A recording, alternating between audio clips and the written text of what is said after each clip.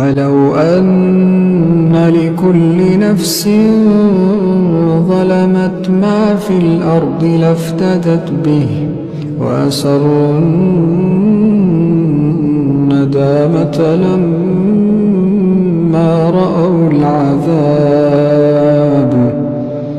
وقضي بينهم بالقسط وهم لا يظلمون ألا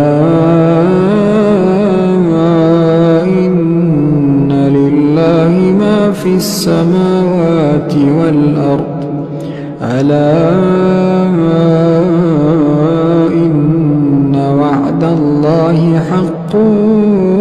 ولكن أكثرهم لا يعلمون